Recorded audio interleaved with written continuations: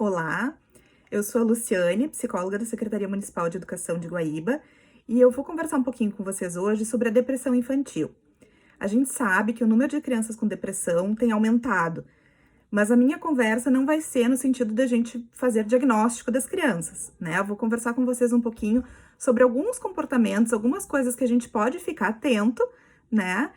E se precisar, vocês ficarem na dúvida, podem procurar ajuda de algum profissional, ou da escola, ou do posto de saúde, né, para trocar uma ideia e ver sobre a preocupação de vocês, tá? O que que a gente precisa prestar atenção, né, nas crianças? Principalmente mudanças de comportamento. Uma criança que era muito calma, tranquila, e daqui a pouco ela mudou, ela tá agitada, ela tá agressiva, ela tá irritada, não é o comum dela. Acendeu uma luzinha de alerta.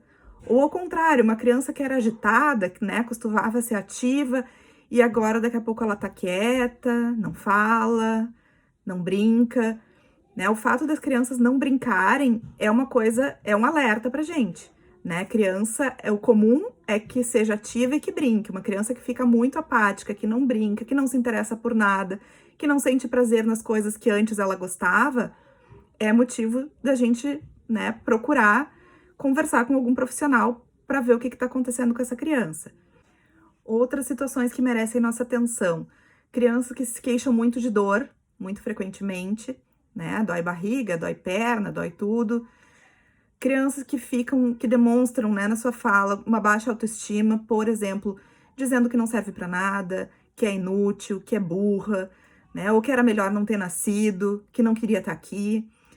Essas frases, elas são importantes que a gente leve a sério, né? Que não pense que é só quer chamar atenção, até porque se ela quer chamar atenção é porque ela tá precisando de atenção, né? Mas muitas vezes, inclusive, essas falas das crianças são reproduções de coisas que elas até escutam dos adultos, né? Que tem o hábito, né, de criticar, de dizer que não fazem certo, de exigir, né, que elas façam as coisas melhor, e acabam falando isso. E o que que a criança acaba fazendo? Ela internaliza isso para dentro dela, né? Se as pessoas que são importantes para mim estão dizendo que eu não sirvo para nada, então isso é verdade. E ela passa a acreditar que realmente ela não serve para nada e ela é inútil. Agora eu vou falar para vocês alguns fatores que, se estão presentes na vida da criança, podem, né, deixar ela mais suscetível a desenvolver um quadro de depressão. Por exemplo, que as crianças que passam por situações de abuso sexual, de violência física, têm mais chance de desenvolver depressão.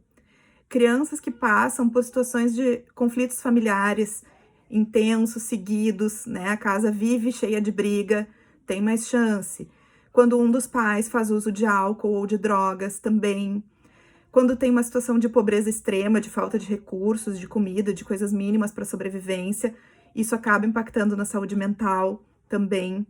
Crianças que têm alguma condição de doença crônica, né, que passam por muitos tratamentos de saúde, que passam por muitos sofrimentos físicos, assim, né, também, né, tem mais chances. Não significa que vão ter depressão, mas tem mais chances porque os estressores da vida delas, né, estão mais presentes.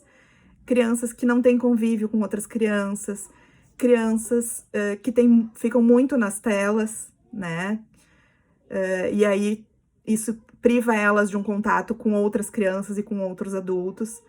O fato da mãe ter depressão também deixa, né, as crianças serem mais suscetíveis a ter um quadro de depressão. Não é regra, né, mas são alguns fatores que contribuem nesse sentido. E aí vocês podem me perguntar, né, podem se perguntar, tá, e tem como eu fazer alguma coisa? Tem como eu prevenir, né, que aconteça alguma coisa assim, que meu filho venha a desenvolver uma depressão?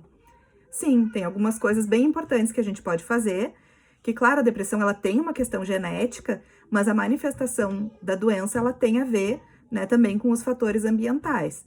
Então, assim, o que uma criança precisa, né, fundamentalmente, para ela ter uma saúde mental preservada, né, e não venha a desenvolver algum tipo de transtorno mental?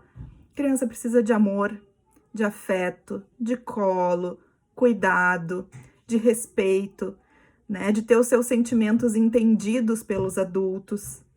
E elas precisam que os adultos se coloquem no lugar delas, né?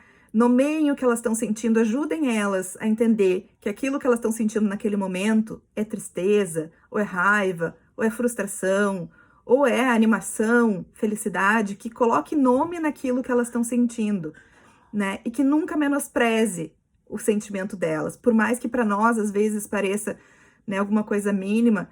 Por exemplo, uma criança que está chorando porque ela queria o copo amarelo e a mãe colocou o vermelho na mesa. E aí ela começa a chorar, né? Então, assim, para nós pode parecer bobagem, tá chorando por causa de um copo, mas para ela é o problema da vida dela, né? Nós temos os nossos de adultos e esse é o problema dela. Então, assim, como é que a mãe pode fazer, né? Olha, minha filha, eu entendo que tu queria o outro copo, mas o outro copo quebrou. Nós só temos esse, ou então esse outro. Tu pode escolher entre esses dois que a gente tem, mas o outro, eu entendo que tu ficou triste, mas ele quebrou e a gente não pode mais usar. Então, assim, não menosprezar o que a criança está sentindo não significa que tu vai fazer o que ela quer, não significa que tu vai sair para comprar outro copo da cor que ela queria, né? Mas entender que ela ficou triste por causa daquilo, né? Se a gente pensar e se colocar no lugar dela, nós como adultos, quem nunca se sentiu mal quando divide um problema com alguém e a pessoa te diz: ah, não, mas o meu problema é pior, não fica assim, isso aí não é nada. Né? A gente se sente incompreendido, porque para nós aquele é o nosso problema, não interessa que o do outro seja maior ou diferente, né? Então, tentar se colocar no lugar da criança é fazer esse exercício que a gente também gosta que façam com a gente, né? De acolher, né? E entender o que ela tá passando, que aquilo é importante para ela. Outras coisas que são importantes, né? Para desenvolver uma boa saúde mental na infância: brincar ao ar livre, ter contato com outras crianças, brincar com os pais, correr, pular, se divertir, né? Tudo isso é importante para a criança se desenvolver bem, né? Ela poder experimentar também autonomia, que a gente possa ir deixando aos poucos, conforme a idade da criança, que eles façam coisas sozinhos, deixar que eles experimentem servir a própria comida no prato. Ah, mas faz sujeira, tá? Mas cada vez eles vão conseguir fazer isso melhor. Se a gente não deixar eles experimentarem, eles não vão desenvolver essa autonomia. E quando eles desenvolvem autonomia, eles desenvolvem autoestima de que eles são capazes de fazer. E por último, mas não menos importante, se cuidem. Se cuidem, cuidem dos seus sentimentos, pensem como é que vocês estão se sentindo, deem nome para isso, acolham, né? Quando vocês não estão se sentindo bem, se acolham, procurem ajuda, enfim, sejam um exemplo. Espero que todos fiquem bem. Um abraço!